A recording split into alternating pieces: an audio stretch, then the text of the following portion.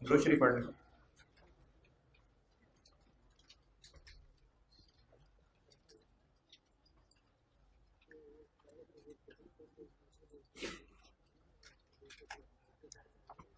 अच्छा, दो स्टूडेंट्स के क्वेश्चन से मैंने जो असेस, दो इंडिविजुअल स्टूडेंट्स के जो क्वेश्चन से मैंने एक चीज़ जो असेस की है, बात आपके सामने रख देता हूँ। एक तो ये कि ये जो लेबर में परसों डिसीजन मेकिंग का सवाल किया था, जिनको ये सवाल ऊपर से गया वो जाने दें।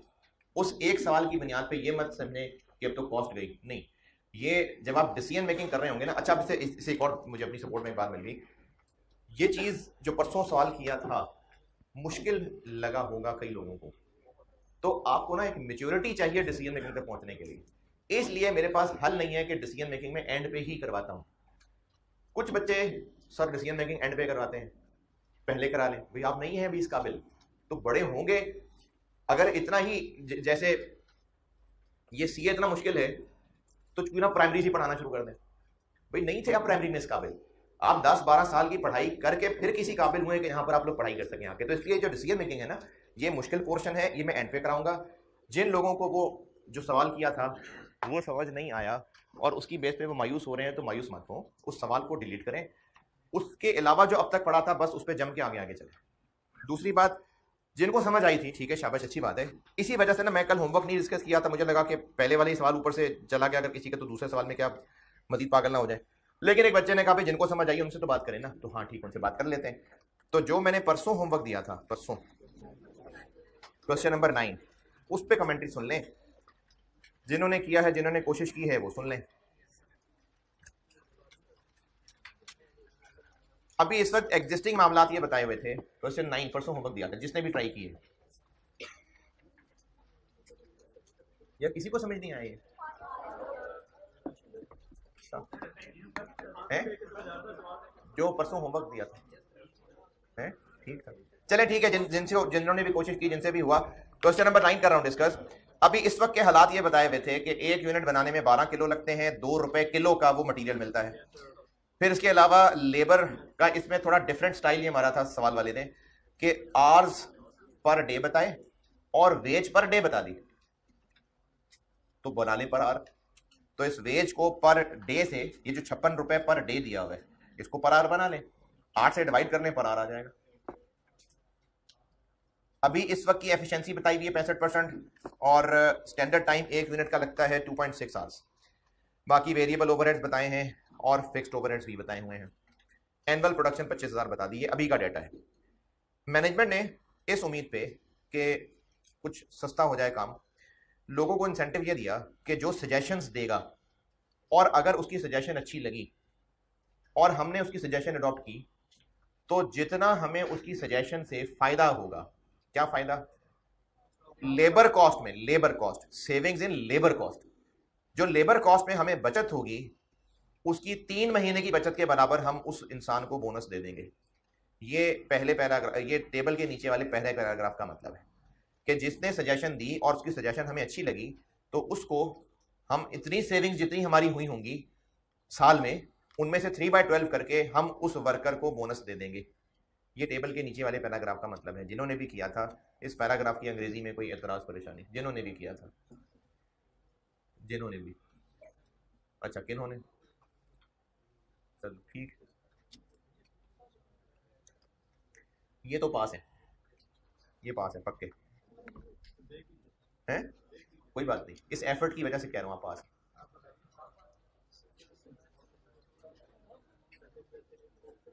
लास्ट पैराग्राफ, एक वर्कर ने सजेशन ये दी कि एक इलेक्ट्रिक कटर खरीद लें, उससे हमें कटिंग में आसानी होगी और उससे जब हमें आसानी होगी तो यकीनन टाइम बचेगा।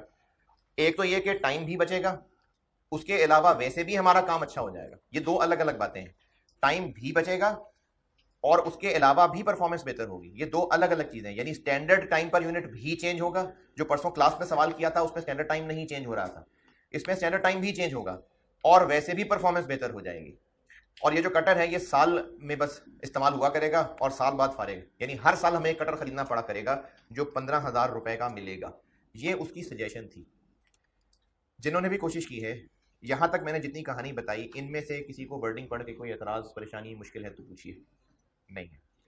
रिक्वायरमेंट, एक तो रिक्वायरमेंट ये है कि जो वर्कर ने मशवरा दिया, बताएं उसको हम कितना इनाम देंगे। अच्छा, अब इसको प्लान करते हैं, कितना इनाम देना है उसको। लेबर कॉस्ट की सेविंग, मटीरियल ओवरहेड्स की बात नहीं हो रही, लेबर कॉस्ट में जितनी सेविंग होगी उसको 3/12 करके जो उसको इनाम देंगे वो है, ये पूछा हुआ है। तो सेविंग कैसे निकालेंगे फिर? एग्जिस्टिंग सिचुएशन में लेबर कॉस्ट और सजेशन के अंदर लेबर कॉस्ट, ये करना पड़ेगा। और जो लेबर कॉस्ट निकालेंगे वो वही जो मैंने परसों वाले सवाल में एफिशिएंसी के जरिए किया था, ये वैसे ही किया हुआ है।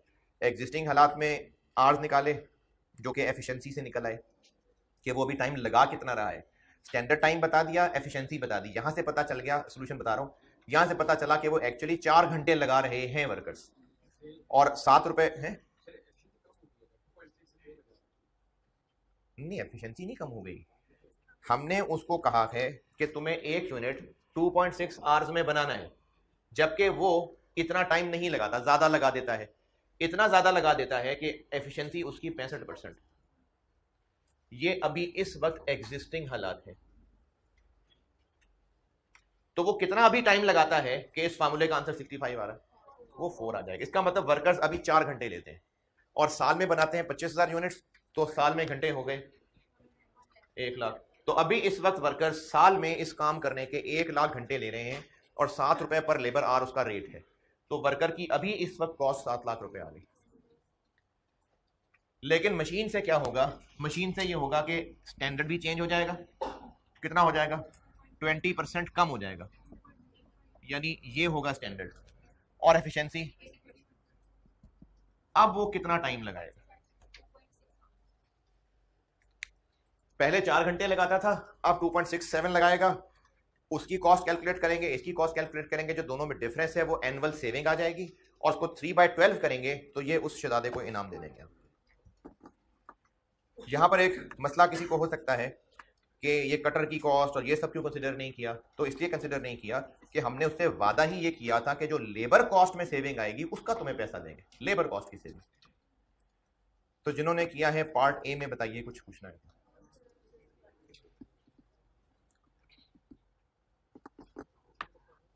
पार्ट बी में उसने कहा है, अब लेबर की बात नहीं की, कॉस्ट ऑफ प्रोडक्शन की बात कर दी। और कॉस्ट ऑफ प्रोडक्शन में डायरेक्ट मटेरियल भी होता है, डायरेक्ट लेबर भी होता है और एफओएस भी होते हैं, इसलिए अब हमें तीनों चीजों को शामिल करना पड़ा। उन्होंने कहा है जी कि आप एनुअल प्रोडक्शन कॉस्ट बताएं और इस टोटल प्रोडक्शन कॉस्ट में सेविंग बताएं। कैसे निकलेगी सेविंग? कि अभी के हालात में टोटल प्रोडक्शन कॉस्ट क्या होती है और सजेस्टेड में टोटल प्रोडक्शन कॉस्ट क्या होगी, उनका डिफरेंस लेंगे तो सेविंग आ जाएगी। ये पार्ट बी है जी। पूछे जिन्होंने किया है, पूछिए इसमें जो पूछना जी। 1 साल, 1 साल डेप्रिसिएशन कहते हैं उसको, 1 साल के अंदर अंदर खत्म हो जाएगा ना। तो हम लोग कौन सी महीने की कैलकुलेशन कर रहे हैं, हम तो पूरे साल की कॉस्ट निकाल रहे हैं। तो वो उस पूरे साल का एक्सपेंस है या ओवर सम ईयर्स चलना है? वो साल का ही है, तो उस पूरे 15,000 को साल का एक्सपेंस कह दिए। हाँ भाई, जिन्होंने किया है डन, ठीक है जी, डन। अच्छा, अब ना इस चैप्टर में क्वेश्चन नंबर 8 ये वही डिसीजन मेकिंग का ही है, लेकिन इसमें चूंकि लॉसेस वगैरह भी इन्वॉल्व हैं तो ये अभी नहीं। क्वेश्चन 8 है ये उसी डिसीजन मेकिंग स्टाइल का, लेकिन चूंकि इसमें अभी लॉसेस भी इन्वॉल्व हैं तो वो अभी आप नहीं करिएगा। जब मैं आपको प्रोसेस कॉस्टिंग खत्म करवा दूंगा और मार्जिन एब्जॉर्प्शन, प्रोसेस कॉस्टिंग खत्म होके मार्जिन एब्जॉर्प्शन करा के उसके बाद फिर आप ये उसको कर सकते। बल्कि आप यहां पर लिख ले अपने नोट्स में कि ये भी आप एंड पे डिसीजन मेकिंग के साथ खुद करना चाहें तो कर लीजिएगा। डिसीजन मेकिंग से तो लाजमी सवाल आता है, 1 भी आ जाता है, 2 भी आ जाते हैं, 20-20 नंबर का भी आ जाता है जी। क्या जी? अभी अगले वीक? नहीं, ओवरहेड्स और इन्वेंटरी वैल्यूएशन और लेबर असेसमेंट का मैंने बताया था शायद, अगले वीक असेसमेंट है जो अब तक पढ़ा, ये डिसीजन मेकिंग वाला पोर्शन नहीं, लेबर, ओवरहेड्स और इन्वेंटरी। ठीक है जी। क्वेश्चन 9 भी डन, क्वेश्चन 7 भी डन, और क्वेश्चन 8 मैंने कहा कि आप लोग जब जिंदगी में कभी डिसीजन मेकिंग तक पहुंचेंगे तो फिर हस्बे तौफीक आप जो खुद कर लीजिएगा। प्रोसेस कॉस्टिंग शुरू करते हैं जी।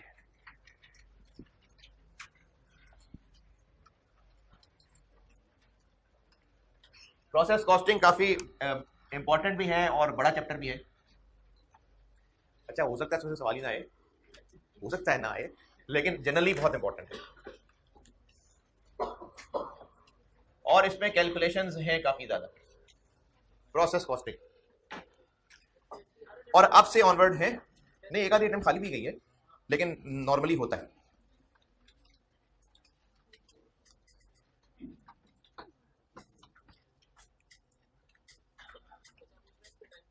कौन सा बच्चा पूछ रहा है? तो खुद पूछा करो ना यार, फिर लगेंगे कुछ 14-15 क्लासेस लग जाएंगे। कोशिश करूंगा कि ये मई के अंदर अंदर खत्म हो जाए, फिर जो बाकी बड़े चैप्टर है फिर वो जून जुलाई में। और आज एक्स्ट्रा क्लास है, और वो है 3:15 तक पहुंचूंगा मैं गुलबर्ग से, तो 3:15 बजे रूम 3 में मुझे इधर निकल देना, और वो यूट्यूब पे भी इंशाल्लाह डलवा दूंगा, है जी। कब तक का कंट्रोल नहीं होता ना, यूट्यूब की अपनी प्रायोरिटीज होती हैं। बहरहाल मैंने लास्ट टाइम जो FAR 1 की क्लास की थी, तो वो तकरीबन 2 घंटे के अंदर अंदर हो गई थी अपलोड, तो इस उम्मीद पे कि ये भी 2 घंटे में हो जाएगी जी। 4:45, 4:30 बस हो गई, 4:30 कर देंगे, 4:30 4:45।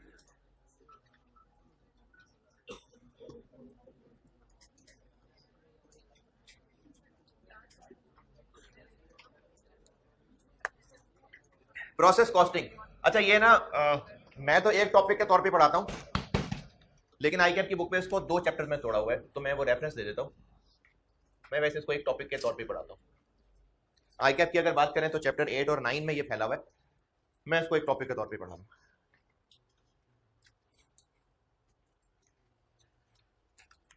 प्रोसेस कॉस्टिंग की सारी मेहनत को मैं 3 हिस्सों में बांट रहा हूँ, और वो 3 इंडिपेंडेंट हिस्से नहीं है, लेकिन वैसे बस स्ट्रक्चर करने के लिए मैं कर रहा हूँ।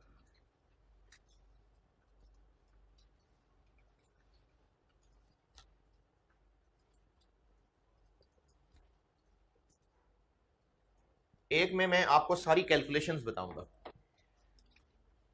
कॉस्ट कैलकुलेशंस करेंगे हम,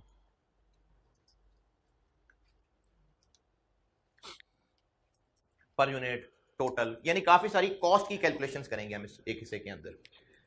जब ये कैलकुलेशंस करनी सीख लेंगे, फिर मैं आपको डबल एंट्री सिखाऊंगा, जिनमें एंट्रीज के भी सवाल आते हैं और टी अकाउंट्स पे भी सवाल आते हैं। लेजर, हाँ जी। और ये जो यहां मेहनत की होगी ना, उसी को लेके यहां पर आएंगे, ऐसा नहीं कि बिल्कुल इंडिपेंडेंट है, इसी मेहनत को लेके यहां पहुंचेंगे। और मैं चूंकि इस टॉपिक के अंदर ही कवर कर रहा हूं, वरना ICAP की बुक में इसको चैप्टर बनाया हुआ है, joint and by products, joint and by products.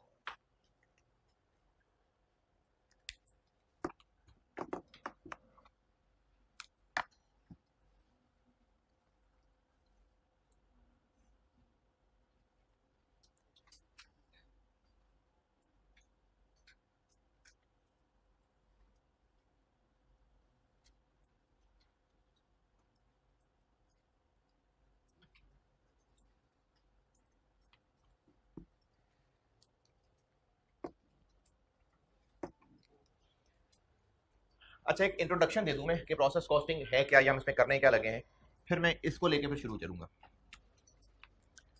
एक एग्जांपल से समझाता हूं।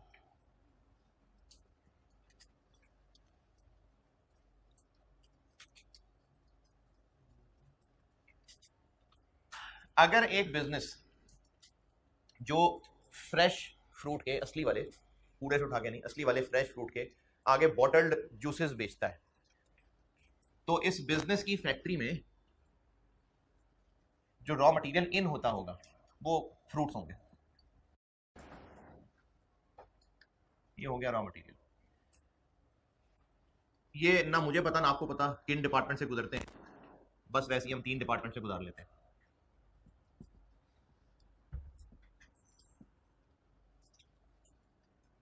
इनमें हो सकता है इनकी धुलाई होती हो, उसमें बीज निकाले जाते हो, उनके छिलके उतरते हो, मैश होता हो, या बस फिर इधर आके इनको मैश किया जाता हो, फिर उसका जूस बनता हो, फिर आगे जाके मुख्तलिफ प्रिजर्वेटिव ऐड होते हो, बॉटलिंग होती हो। बस 3 डिपार्टमेंट थे। ये रॉ मटेरियल इन डिपार्टमेंट से गुजरेगा, प्रोडक्शन डिपार्टमेंट, फिर फाइनल प्रोडक्ट यानी जूस बनेगा। इसके अलावा एसडीज वगैरह भी होंगे, लेकिन वो हम लोग स्पेसिफिकली एज सच नहीं पढ़ रहे होंगे इस चैप्टर के अंदर। इस चैप्टर में मेनली हम इनकी बात कर रहे होंगे, क्योंकि अगर होते भी हुए एसडीज तो वो किस में कवर हो जाएंगे, ओवरहेड में हो जाएंगे कवर। तो इस चैप्टर में हम लोग इन एसडीज का एज सच नहीं कर रहे होंगे जिक्र, हम इन्हीं की बात कर रहे होंगे। ये रॉ मटेरियल जो खरीदा था, अगर ये खरीदा था, रॉ मटेरियल की बात कर रहा हूं, 500 पर केजी, और जो जूस बेचते हैं ये भी लेट से केजी में ही बेचते हैं।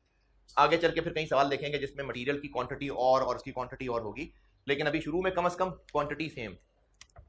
ये मटेरियल खरीदा 500 रुपए पर किलो, और ये जो फाइनल जूस हमें कॉस्ट किया, ये कॉस्ट किया 1800 रुपए पर किलो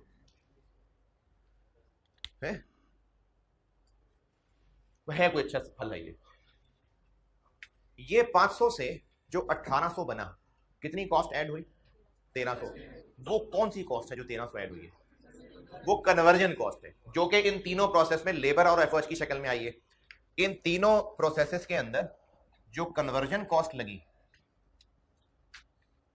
वो 1300 लगी।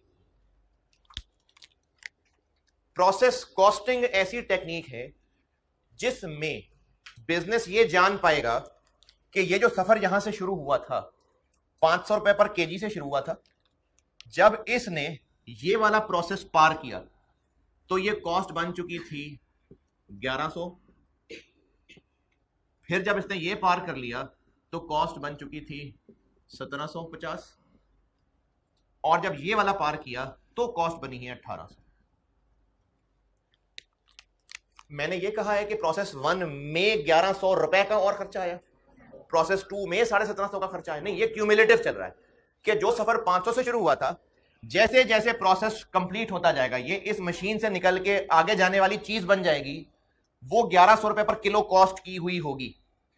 फिर जब प्रोसेस 2 भी पार कर जाएगी तो वो जो 1100 रुपए लेके पिछले प्रोसेस से आया था, इस प्रोसेस में 650 और आए, 1750 लेके आगे जाएगा, और फिर जब तीसरा भी पार कर जाएगा तो वो 1800 बन चुका होगा। ये फिगर्स प्रोसेस कॉस्टिंग के जरिए कैलकुलेट हो पाएंगी। इनकी जितनी भी हमने कैलकुलेशंस पढ़नी है, इसमें मेन मेहनत हम इस चीज की कर रहे होंगे, 1100 1775 ये हम लोग कैलकुलेट कर रहे होंगे। तो प्रोसेस कॉस्टिंग एक कॉस्टिंग की टेक्निक है जो वो बिजनेसेस यूज करते हैं जो एक ही जैसा प्रोडक्ट बनाए चले जा रहे होते हैं बड़ी बड़ी क्वांटिटीज में, बस प्रोसेस से गुजरता चला जा रहा होता है, लार्ज क्वांटिटीज में रिपीटेटिव बेसिस पे बनती चली जा रही होती हैं। वो manufacturing businesses process costing use करते हैं। फिर सुनिए, प्रोसेस कॉस्टिंग वो बिजनेसेस यूज करते हैं जो एक ही तरह का प्रोडक्ट, मल्टीपल भी हो सकते हैं, मुख्तलिफ प्रोसेसेस से गुजारता हुआ काफी सारी क्वांटिटीज में प्रोड्यूस कर ही रहे होते हैं। तो वो प्रोसेस कॉस्टिंग यूज कर रहे होते हैं हर प्रोसेस पार करते हुए उस वक्त तक क्या पर यूनिट बन चुकी थी ये फाइंड करने के लिए। क्या फायदा है इस सब करने का, ताकि हमें पता चले कि कौन सा प्रोसेस कितना इंपॉर्टेंट था। अब इस सारी कहानी से लग रहा है कि ये वाला कोई इतना ज्यादा सिग्निफिकेंट काम नहीं हो रहा, तो फिर अगर बिजनेस ने कुछ बचत करनी हुई तो उनको कोशिश करनी पड़ेगी कि इसमें कुछ टेक्निक्स लाएं। तो ये चीजें ना बिजनेस को आसानी होती हैं, उनको फैसले करने में आसानी होती है। हमने बहरहाल क्या करना है, हमने इस चैप्टर में सीखना है कि रॉ मटेरियल से जो सफर शुरू हुआ था फिनिश गुड्स तक पहुंचा, हर प्रोसेस पूरा होने तक वो कितनी कॉस्ट बन चुकी होती है। ये क्यूमुलेटिव चल रही है। क्यूमुलेटिव मतलब पिछला सब शामिल होता जा रहा है। जो हमने मटेरियल 500 से शुरू किया था पर किलो, वो जब एक प्रोसेस क्रॉस कर गया तो अब वो जो भी चीज है वर्क इन प्रोसेस, वो इतने रुपए पर किलो हो चुकी हुई है। जब ये भी पार कर जाएगा तो वो वर्क इन प्रोसेस की चीज इतने रुपए पर किलो हो चुकी हुई है। जब ये भी पार कर जाएगा तो वो फिनिश गुड्स 1800 रुपए पर किलो हो चुकी होगी। ये हमने प्रोसेस कॉस्टिंग से सीखना है। उस मिसाल को नोट कर ले करनी है तो, और अगर मर्जी है कोई कहानी 2-3 लाइनें लिखना चाहे तो लिख लें, नहीं तो कोई बात नहीं, मैं वेट कर लेता हूं अगर कोई लिखना चाहे तो। है जी, कहानी रिपीट कर दूं। मैंने कहा है कि वो बिजनेसेस जो प्रोडक्ट रिपीटेटिव बेसिस पे लार्ज क्वांटिटीज में बना रहे होते हैं और वो प्रोडक्ट प्रोसेस से गुजर रही होती है, वो बिजनेसेस प्रोसेस कॉस्टिंग यूज कर रहे होते हैं। और प्रोसेस कॉस्टिंग की मदद से हम जान पाएंगे कि जब मटेरियल शुरू किया, हर प्रोसेस एंड होने तक उसकी कितनी कॉस्ट बन चुकी हुई है।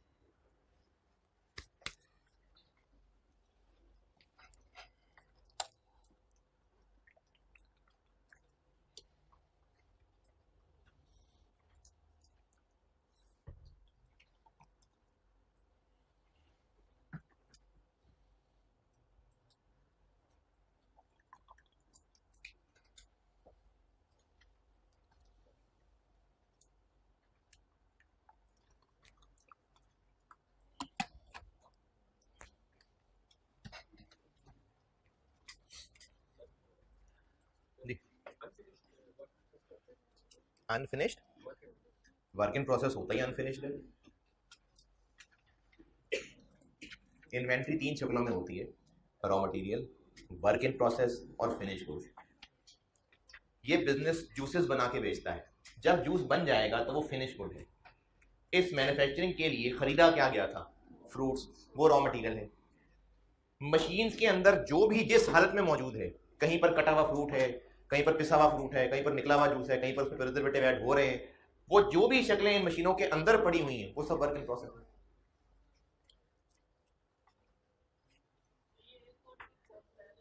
क्या जी? पहले हम लोग पर यूनिट ही निकालेंगे, फिर टोटल करना चाहें तो कर लें। ज्यादा कोशिश हमारी यही है कि हम पर यूनिट, हमारी मतलब इस टॉपिक की कि पर यूनिट कैलकुलेशन हमें करनी आए, उसका फिर इस्तेमाल हो जाएगा। जैसे एक इस्तेमाल बताता हूं, ईयर एंड आ गया, इस मशीन में 1600 किलो जूस पड़ा हुआ है, फाइनल नहीं हुआ अभी, वो 1600 किलो वो मौजूद है। बैलेंस शीट में उसको इन्वेंट्री दिखाना पड़ेगा। उस 1600 किलो की क्या वैल्यू लगाएंगे? कोई पर किलो कैलकुलेट करेंगे तो मल्टीप्लाई करेंगे ना, तो वो पर किलो कैलकुलेट करना हमने सीखना है। पर यूनिट, पर किलो, पर लीटर, पर स्क्वायर फीट, जिस भी तरह का मटेरियल है।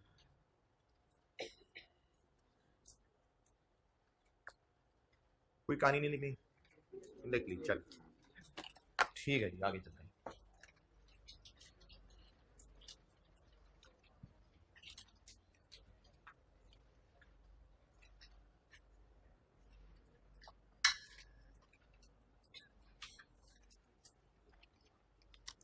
पहले मैं आपको कॉस्ट की कैलकुलेशन सिखाने लगा।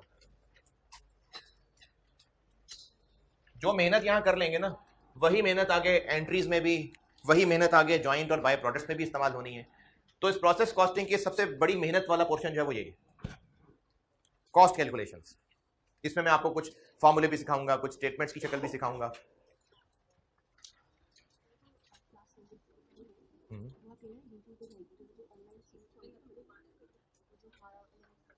आप ऑनलाइन में भी हैं? हाँ, उसमें तो आएगा। यानी वो जो अगली क्लास 3 बजे पढ़ाऊंगा वो लेक्चर 35 होगा।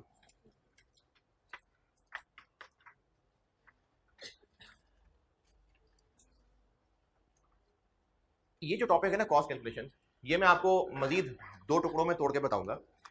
पहले हम लोग कैलकुलेशंस पढ़ेंगे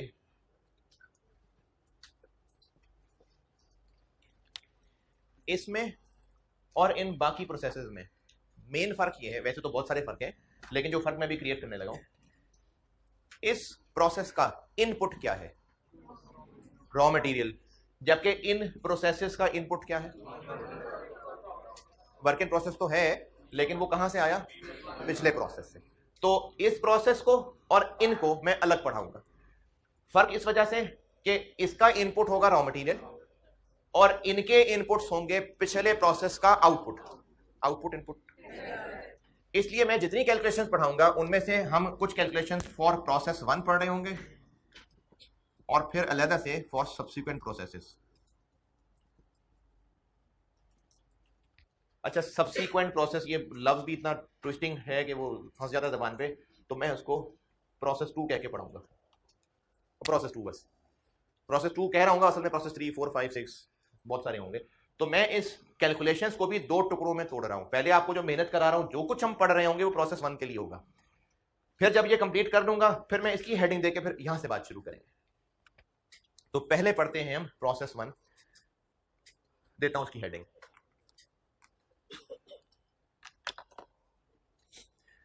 अच्छा, इसका ना एक कॉन्टेक्स्ट समझाने की कोशिश कर रहा हूं, वो मैं कोशिश करूंगा कि शुरू में बार बार रिपीट किया करूं। इवन देन फिर भी कमियां रह जाएंगी, आप बार बार पूछा करेंगे लेकिन मैं कोशिश करता हूं, अगर वो कॉन्टेक्स्ट अभी आपके कुछ ना कुछ पल्ले पड़ा और आप अपने अल्फाज में अपने लिए कोई 2 लाइनें लिखना है तो लिख लीजिएगा, अच्छा होगा। पहले मैं कॉन्टेक्स्ट समझाता हूं कि मैं क्या कहना चाह रहा हूं। अगर फोटोकॉपियर ये देखना चाहे कि एक पेज कॉपी करना मुझे कितना कॉस्ट कर रहा है, पर कॉपी पर पेज मुझे कितना कॉस्ट कर रहा है, तो वो कैसे कैलकुलेट करें? सिंपल मैथ पूछ रहा हूं, जितना टोटल खर्चा आया divided by number of copies. अच्छा, वो ऐसा भी कर सकता है कि एक एक पेज को ट्रैक करें, ऐसे कि अभी इस वक्त जो पेज कॉपी हुआ, ये वाला पेज कितने का खरीदा था, इस पेज के लिए मशीन चलने ने कितनी बिजली खाई, मीटर भी जाके चेक करे वो। अभी ये वाला जो मीटर था जिसमें 1.5 यूनिट इस्तेमाल हुआ, ये कौन से स्लैब में फॉल कर रहा था, उसका बिजली का बिल कौन से वाले रेट पे लगेगा। फिर जो मशीन इसके एक चलने से पुरानी हुई, उसके ऊपर कितना रिपेयर का खर्चा आएगा। एक एक पेज को ट्रैक करे और ये जाने कि ये एक पेज मुझे कितना कॉस्ट कर रहा है। बहुत मुश्किल काम है, पागल हो जाएगा ना। तो उसको कुछ ना कुछ तो ग्रुप बनाना पड़ेगा।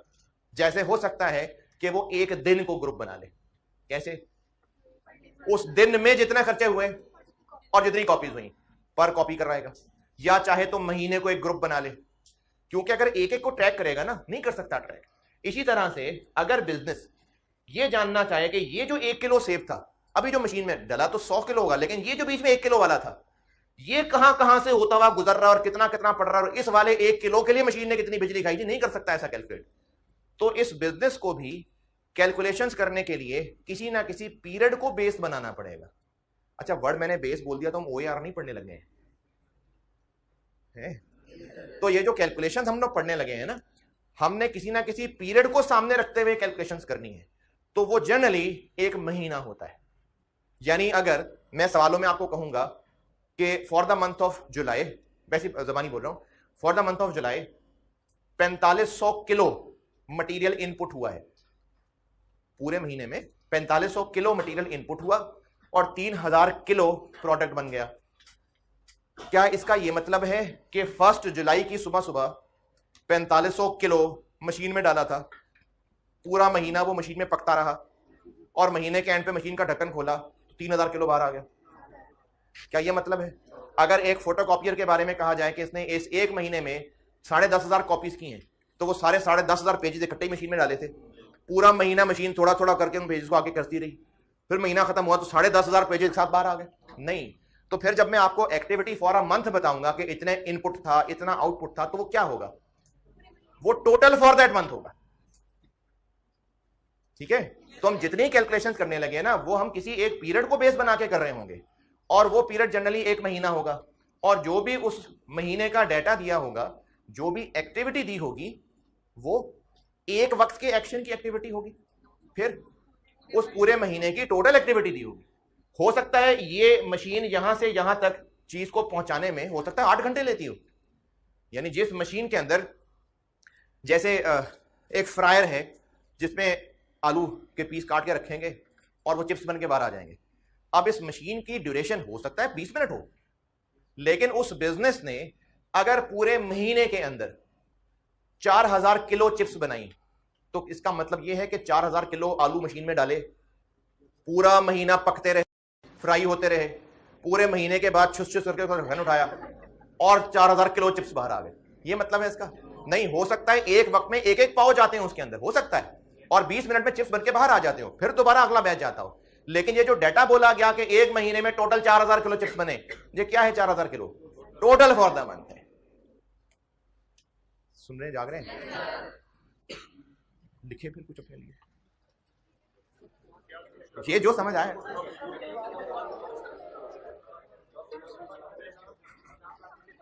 समझ ही नहीं आया?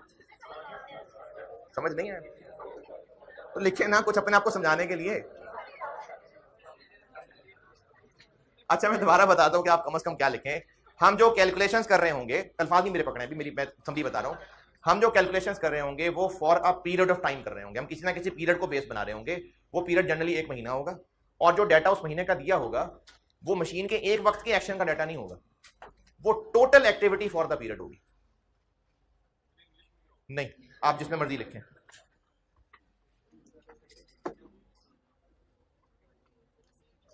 चुप चुप चुप, लिखे लिखे लिखे। नहीं ना, वो दिमागों के अंदर रश मच जाएगा ना।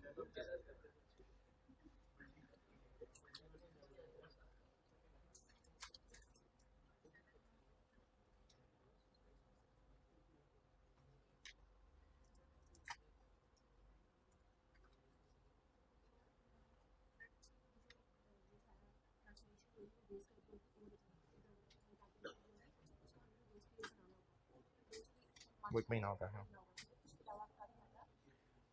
फिर से सुने जिनको अल्फाज नहीं मिल रहे, हम जितनी कैलकुलेशंस पढ़ेंगे इस पोर्शन के अंदर वो यकीनन किसी ना किसी पीरियड को बेस बना के की जाती हैं। वो पीरियड जनरली 1 महीना होता है। अच्छा, हमने नहीं, स्टूडेंट ने नहीं फैसला करना होगा अच्छा महीना बना लें, तू बता क्या करें, 15 दिन बना ले, नहीं, सवाल वाला डाटा देगा। तो जनरली वो डाटा 1 महीने का होता है, और जो उस डाटा में एक्टिविटी दी होती है, इतने किलो लगे, इतना खर्चा आया, वो कोई एक एक्शन नहीं होता मशीन का, वो उस पूरे महीने की टोटल एक्टिविटी होती है।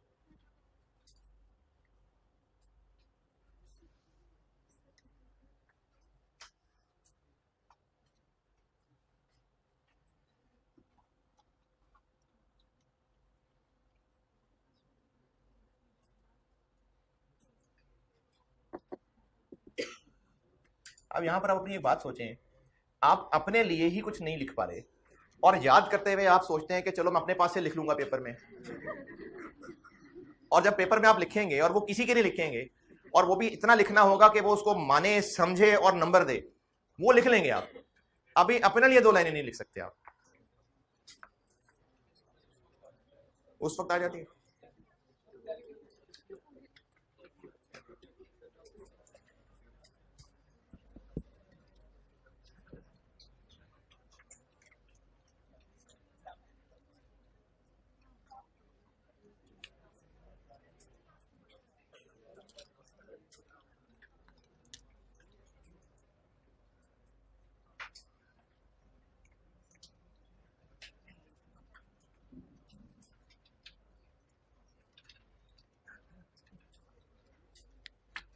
अब से ऑनवर्ड मैं आपको प्रोसेस 1 के ऊपर फोकस करके पढ़ा रहा हूं, बाकी फिर जब प्रोसेस 2 पे जाऊंगा तो हेडिंग दे दूंगा।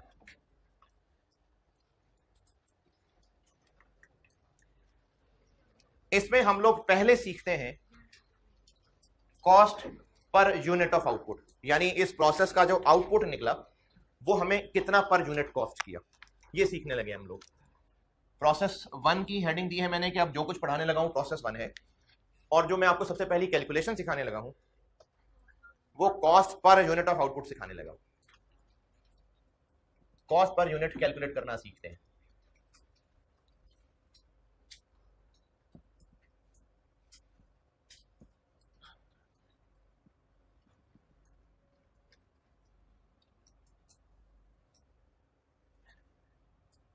ये चीज सीखने लगे हैं जी, कॉस्ट पर यूनिट ऑफ आउटपुट कैलकुलेट करना, यानी उस प्रोसेस से जो आउट हुआ वो 1 यूनिट कितना कॉस्ट कर रहा है।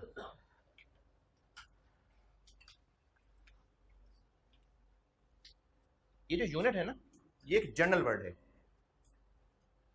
अगर मटेरियल किलोज वाला है तो मैं क्या कैलकुलेट करने लगा हूं, कॉस्ट पर किलो। अगर वो चीज लीटर्स वाली होती है तो मैं कॉस्ट पर लीटर लगाने लगा हूं। अगर वो चीज स्क्वायर फीट वाली होती है तो मैं कॉस्ट पर स्क्वायर फीट बताने लगा हूं। ये तो मैंने जनरल बात लिखी है, यूनिट। बिल्कुल सिंपल सा मैथ्स का सवाल, खर्चा टोटल बताया हुआ है और उसके बदले में जो यूनिट बने वो बताएं, पर यूनिट कैसे निकालें, किसको किससे डिवाइड कर लें, टोटल खर्चे को टोटल यूनिट से। माशाल्लाह, जबरदस्त, बिल्कुल यही है, ऐसे ही है। लेकिन क्या इतना आसान है? नहीं। अब मैं ना आपको कॉस्ट पर यूनिट निकालना ही आसान से शुरू करके लेवल बढ़ाता जाऊंगा, और ये जो लेवल बढ़ाऊंगा, एक मैं कह देता हूं लेवल 0, बिल्कुल भी कुछ टर्म्स लिख रहा हूं यहां पर, कुछ टर्म्स लिख रहा हूं यहां पर, जो अभी नहीं जिक्र कर रहा हूंगा तो वो भी समझाऊंगा भी नहीं, जब उनको मैंने जिक्र करना होगा तो ही समझाऊंगा, अभी सिर्फ लिख रहा हूं। लेवल 0 मैंने बनाया है कि आउटपुट भी है और बस आउटपुट ही है, लॉस नहीं है और वर्क इन प्रोसेस नहीं है। मैं फिर आगे लेवल 1 2 3 बनाऊंगा जिसमें लॉस ले आऊंगा, वर्क इन प्रोसेस ले आऊंगा, इस तरह से फिर लेवल बढ़ाता जाऊंगा। लेवल 0 से मेरी मुराद ये है कि मैं आपको जो कैलकुलेशन है ना आसान से लेके चल रहा हूं, बिल्कुल सिंपलेस्ट सिचुएशन से, फिर जैसे जैसे उसमें वैरायटियां डालता जाऊंगा। है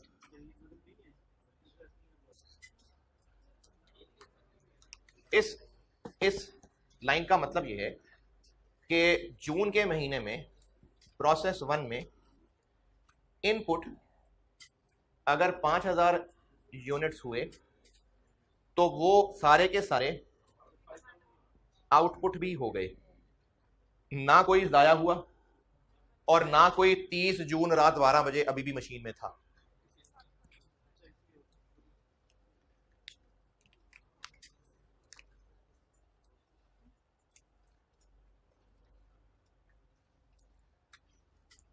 इस चीज की कॉस्ट पर यूनिट कैलकुलेट करनी हो अगर,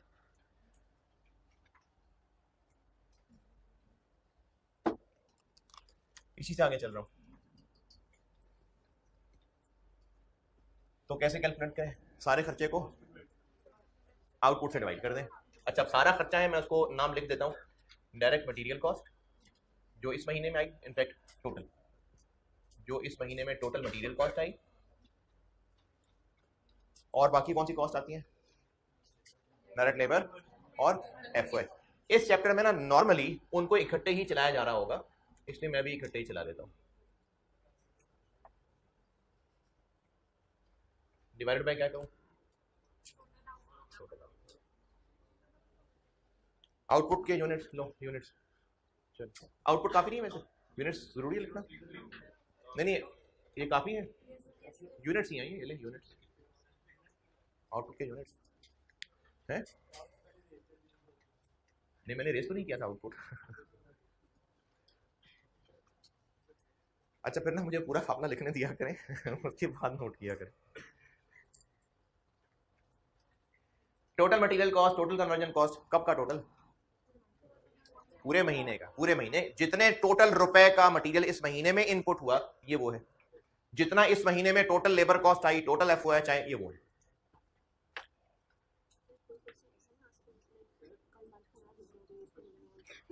महीने का ही होता है, महीने का नहीं, साल का हो जाएगा, डेज डेज नहीं होता जी।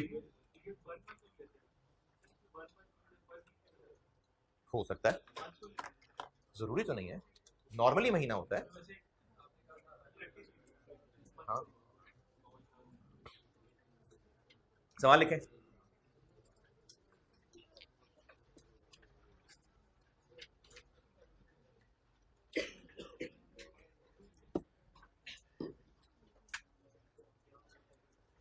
following information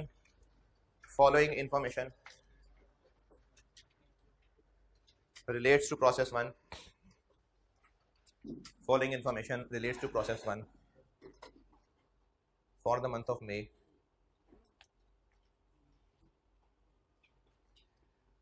For the month of May, अब फॉलोइंग इंफॉर्मेशन में लिखिए direct material cost, direct material cost 2,40,000 रुपए, ₹240,000 जी। Following information relates to process 1 for the month of May. उस फॉलोइंग इंफॉर्मेशन में पहली चीज बताई है मैंने, डायरेक्ट मटेरियल कॉस्ट 240,000 रुपीज, 2,40,000 रुपए। अच्छा, इन्वेंट्री का एक सवाल पूछता हूँ, मटेरियल कॉस्ट किसको बोला जाएगा? परचेजेस को या मटेरियल कंज्यूम्ड को? Material cost, material cost, labour cost, FOH. Material cost किसको बोलेंगे? मटेरियल कंज्यूम्ड को, क्योंकि मटेरियल खरीदना अभी तो स्टोर में इन्वेंट्री आई है, प्रोडक्शन में बात कब आएगी? जब मटेरियल कंज्यूम होगा। तो मटेरियल कॉस्ट का मतलब होता है जो मटेरियल इनपुट हुआ वो। 2,40,000 रुपए मटेरियल कॉस्ट है, क्या मतलब है इस बात का? 2,40,000 रुपए का मटेरियल इनपुट हुआ है। इन्वेंट्री चैप्टर हम लोग रॉ मटेरियल स्टोर के हिसाब से पढ़ रहे थे, स्टोर में मटेरियल आना, स्टोर से मटेरियल निकलना। अब प्रोसेस कॉस्टिंग हम किसकी बात हिसाब से पढ़ रहे होंगे? प्रोडक्शन के हिसाब से। प्रोसेस, प्रोडक्शन के मटेरियल पहुंच गया तो बस प्रोसेस स्टार्ट हो गया। तो 2,40,000 रुपए मटेरियल कॉस्ट का मतलब है इतने रुपए का मटेरियल पूरे महीने में इन हुआ है। अच्छा, सारा पहली तारीख को सुबह सुबह इकट्ठे हो गया? नहीं, ये टोटल फॉर द मंथ है। अच्छा, इसके साथ ब्रैकेट में लिखिए, इसी के साथ ब्रैकेट में लिखें 12,000 यूनिट्स, यानी इस महीने में इनपुट कितना हुआ? 12,000 यूनिट्स। ये जो मटेरियल मैंने 2,24,000 तो है ही नहीं, 2,40,000 मटेरियल बताई है, इसके साथ ब्रैकेट में लिख लें कि ये 12,000 यूनिट्स हैं। Direct labour cost, direct labour cost 90,000, 90,000। FOH 125,000।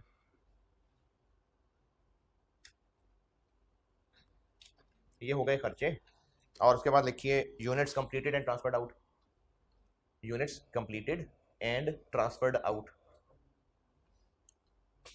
Units completed and transferred out 12,000। ये क्या चीज हो गई? आउटपुट। आपसे रिक्वायर्ड है कॉस्ट पर यूनिट, कॉस्ट पर unit of output.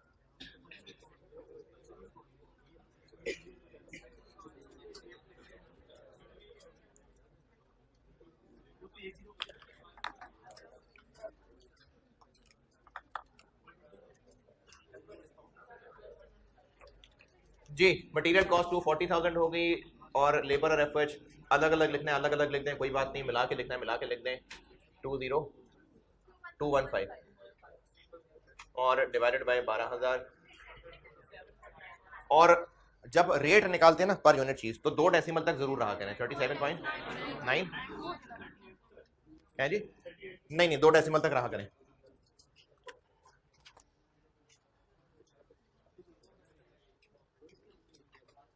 yes, 37.92 done. चल ये तो लेवल 0 था ना, ये तो बच्चों वाली चीज थी।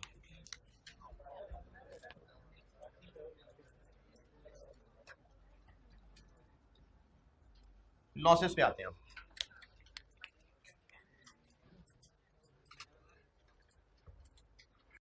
अब लॉसेस पे आते हैं। आउटपुट है और लॉसेस हैं।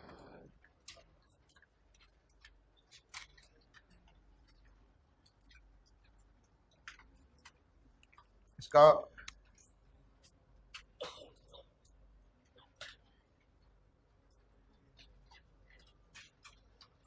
ये मिसाल है जी कि इनपुट हुए थे 500 जाया हो गए और 4500 आउटपुट हो गए। मंथ एंड पे मशीनों में कुछ नहीं है।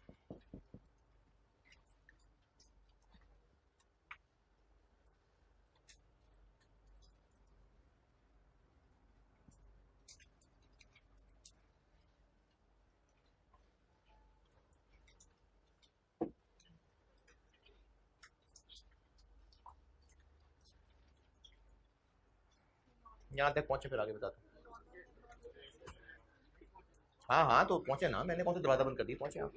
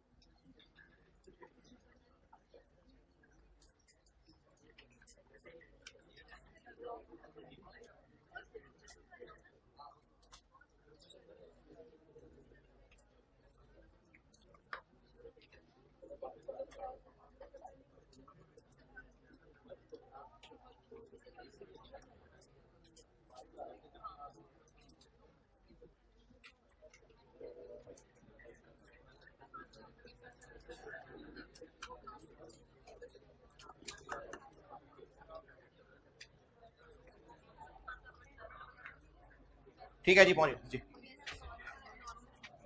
हाँ बताने लगा। ये जो लॉसेस हैं यानी मैंने जो लेवल 1 कहा है इसमें मैं लॉसेस डिस्कस कर रहा हूँ। इसको मैं फिर आगे 3 टुकड़ों में बांट रहा हूँ। 1.3 कह देता हूँ, 1.1 सॉरी। नॉर्मल लॉस और एक्चुअल लॉस बराबर। ये लेवल 1 जो है ना मैं 3 टुकड़ों में तोड़ूंगा। केस करें केस। ये मैंने पहले 1.1 बनाया 1.2, 1.3 एक्चुअल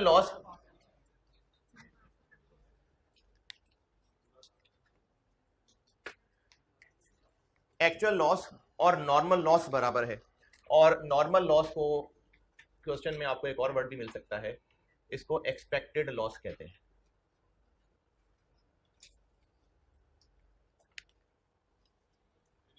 यानी जितना होना चाहिए था उतना ही लॉस हुआ।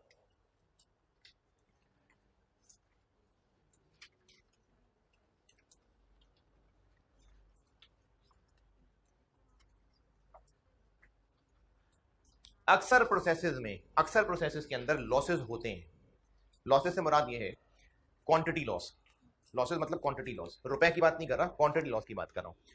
जैसे फ्रूट अगर 500 केजी मशीनों में इन हुआ है तो उनसे जूस 500 किलो ही निकलेगा? नहीं, क्योंकि उनके छिलके का भी वजन है, उसने भी खत्म हो जाना है, जो अंदर पल्प बचेगा उसका भी वजन है, जो उसके बीज है वो भी है। और चलो अगर सारा ही जूस की शक्ल में आ जाना होता, इवन देन जो पाइप्स जिनके जरिए जूस फ्लो कर रहा है उनमें भी कुछ लगा रह सकता है। फिर एक मशीन से दूसरी मशीन तक ट्रांसफर करते हुए, बल्कि आसान, एक बर्तन से दूसरे बर्तन तक डालते हुए थोड़ा नीचे गिर भी सकता है। तो जितनी क्वांटिटी इन हुई थी उतनी ही क्वांटिटी आउट होगी, ये जरूरी नहीं होता हमेशा। इस क्वांटिटी लॉस को मैं यहां पर लॉस कह रहा हूं। अगर ये होता ही होता है तो फिर मैनेजमेंट ने ऑलरेडी एक्सपेक्टेशन रख ली होगी कि एक सर्टेन क्वांटिटी ने लॉस होना ही होना है। उसको एक्सपेक्टेड लॉस या नॉर्मल लॉस कहते हैं। नॉर्मल लॉस या एक्सपेक्टेड लॉस वो प्रोसेस जिसमें मटेरियल इन होने के बाद कुछ ना कुछ क्वांटिटी लॉस हुआ ही करती है। उसके लिए बिजनेस ऑलरेडी एक एक्सपेक्टेशन रख लेता है कि इतना तो लॉस हो ही जाना है, और इस एक्सपेक्टेशन को आसानी से याद रखने के लिए, अप्लाई करने के लिए एक परसेंटेज की शक्ल दे दी जाती है। यानी मैनेजमेंट हो सकता है ये तय कर चुकी हो कि फलाने प्रोडक्ट की प्रोडक्शन में जो हम मटेरियल डाला करेंगे 5% तो लॉस हुआ ही करेगा, 8% तो हुआ ही करेगा। इसको नॉर्मल लॉस कहते हैं।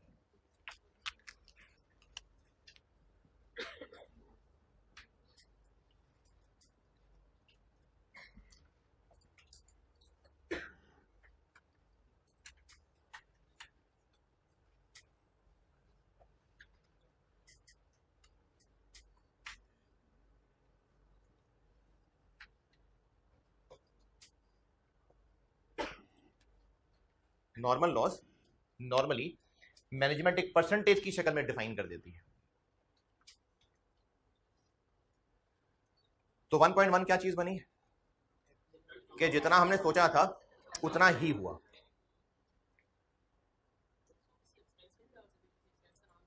अभी जल्दी है ये बात।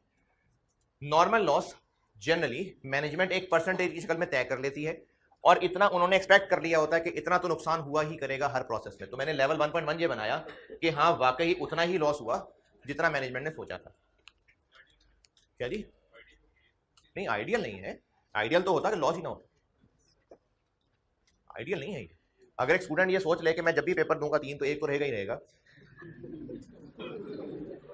ये उसका नॉर्मल लॉस है। तो आइडियल तो नहीं है कि 1 रहेगा ही रहेगा। आइडियल तो ये है कोई लॉस ना हो। तो मैनेजमेंट ने अपने पास्ट एक्सपीरियंस से एक परसेंटेज डिसाइड कर ली होती है कि इतने % और लॉस होगा। वहां लिखता हूं, अभी लिखता हूं। अगर एक प्रोसेस में इन 1100 यूनिट्स होते हैं और इनमें से 100 जाया होते ही होते हैं, तब कहीं जाके 1000 केजी बना पाते हैं हम। अगर एक बिजनेस का रूटीन हिस्सा है एक प्रोसेस का कि 1100 इन करें, 100 जाया होते ही होते हैं, 1000 बनते हैं। इसको मैं उलट बता रहा हूं। 1000 बनाने के लिए 1100 इनपुट करने जरूरी है, क्योंकि 100 ने जाया हो ही जाना है। अगर हम ये जानना चाहें, अच्छा, और ये जो 1100 इन होते हैं ये मटेरियल 50 पर यूनिट मार्केट से खरीदा करते हैं हम। इसके अलावा इस प्रोसेस में कन्वर्जन कॉस्ट भी आती है, लेकिन मैं मेनली मटेरियल ही की बात समझा देता हूं। कन्वर्जन में मुश्किल नहीं है, मेनली मैं मटेरियल समझा रहा हूं। 1000 यूनिट्स बनाने के लिए हमें 1100 यूनिट्स ही मटेरियल इन करना पड़ेगा, क्योंकि 100 जाया होता ही होता है, होना ही चाहिए। वो मटेरियल जो इतने रुपए किलो मिल जाता है, यूनिट किलो लीटर एक ही बात है, ठीक है, 50 रुपए किलो मिल जाया करता है, 1000 यूनिट्स बनाने की, अगर मैंने ये देखना हो कि ये जो 1000 यूनिट्स बने इनकी पर यूनिट मटेरियल कॉस्ट क्या है, तो वो 50 है। क्यों नहीं 50? क्योंकि हमें एक यूनिट से एक यूनिट मिल ही नहीं रहा, हमें 1000 यूनिट्स बनाने के लिए 1100 डालने पड़ते हैं, तो इन 1000 यूनिट्स के लिए 5500 रुपए की कॉस्ट आ, 55,000।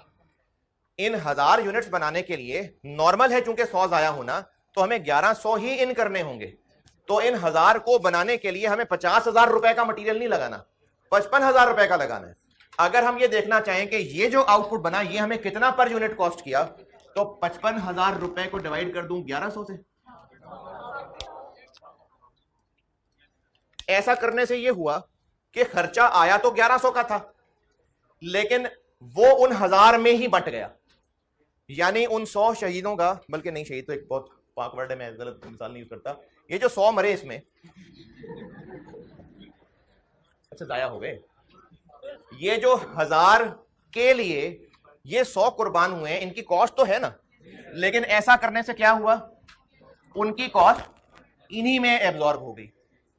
तो जब नॉर्मल लॉस होता है और मैनेजमेंट शुरू में अंदाजा लगा लेती है कि इतना लॉस होना ही होना है, तो इस सारे डिस्कशन का कंक्लूजन ये हुआ कि ऊपर हम कॉस्ट पूरी लिखेंगे लेकिन डिनोमिनेटर में यूनिट्स। तो हाँ, हम अभी भी यही कर रहे थे।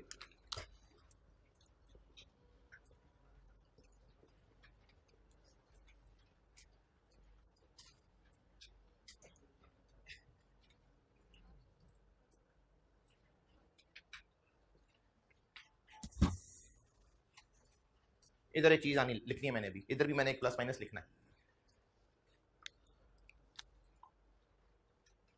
डिवाइडेड बाय क्या करूं, आउटपुट, पहले भी यही था। ये बात फिर सुनिए, ये जो 1000 हैं बन 1000 रहे हैं, लेकिन इनको बनाने के लिए ही 100 की कुर्बानी है, तो जो नॉर्मल लॉस हुए यूनिट्स हैं उनकी भी तो कोई कॉस्ट ही आई हुई है ना, लेकिन वो कॉस्ट भी किसी में ही एडजस्ट हो गई, आउटपुट में। अच्छा, जब इन पे आया खर्चा, यही बर्दाश्त करने को तैयार है, इन्हीं में ही एब्जॉर्ब हो गई, तो इनकी लाशें अगर फेंकने की बजाय बेच दें, कितनी बुरी बात है, लेकिन खैर धंधा है, अगर बेच दें और 2 4 5 10 रुपए मिल जाएं तो उसको इनकम बना लें। सीरियस सवाल है, सीरियस बात पूछ रहा हूं। देखें, इन 100 जाया हो जाने वालों का जो खर्चा था, इन पे भी 5500 रुपए खर्च हुआ था, 5,000, वो इन्हीं में एब्जॉर्ब हो गया ना, इनका खर्चा इन्होंने ही बर्दाश्त कर लिया, क्योंकि इसी के लिए कुर्बान होते हैं। तो अगर ये 200-400 के बिक जाएं, तो जो इनकी कॉस्ट ये बर्दाश्त कर रहे हैं, तो अगर ये मरते मरते कुछ रिकवरी दे जाए तो इसमें से माइनस कर दें।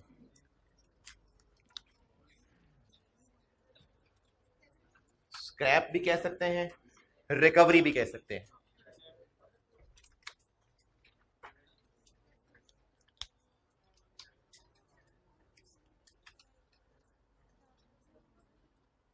Scrap value of normal loss.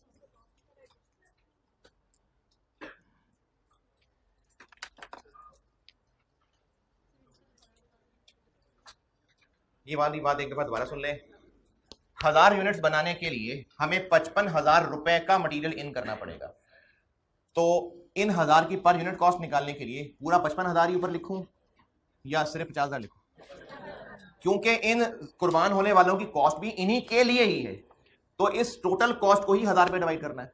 जब इनकी कॉस्ट ये बियर कर रहे हैं, तो अगर इनको रद्दी बेचने से कुछ ना कुछ रिकवरी हो जाए तो उनका बोझ तो कम करें ना, तो इनका बोझ कम कर देते हैं, तो उनके बोझ में से माइनस कर दिया।